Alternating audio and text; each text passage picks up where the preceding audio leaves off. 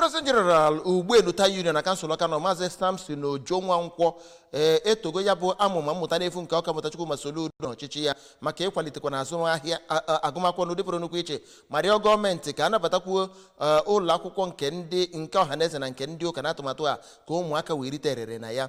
Maazị Ojo Nwankwo rịọrọ ya bụ arịrịọ ọgọ nakwa ABS okwu banyere etu anya bụ atụmatụ si wee metụ ezinụlọ dị iche iche mụ na-agba mbọ ịhụ na ụmụaka ha na-agụ akwụkwọ praịmarị na akwụkwọ sekọndịrị n'ihi tupu gọvanọ ji wee gbata ọsọ enyemaka. Emmanuel Okonkwo wetara ya ụka.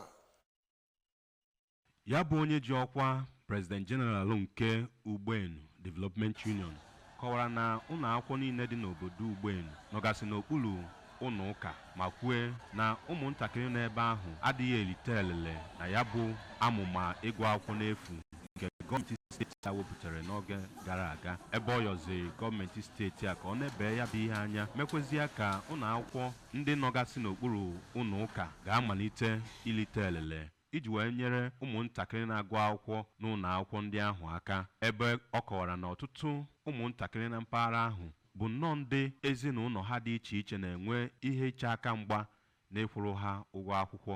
Gọvanọ Mel Ife anyị na-ekene n'ụzọ pụrụ iche si na Chineke ya nọnyere ya. Anyị nwere ndị nkụzi na mishọn skuul anyị. Na mishọn skuul anyị ndị nkụzi adịrọ ọ PTA teachers ka anyị ji alụ ọla ebe ahụ. Anyị na-anyị ya biko ya kpatara anyị ọsọ ya. Ụzọ anyị briji anyị na-akwado kolaps. Briji sitere afọ agawa Adoration Ministry Amel and Amem dị na Akpoola Ugbenu. That bridge collapsed.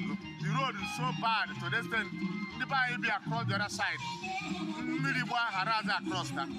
So I governor or the batala square maka.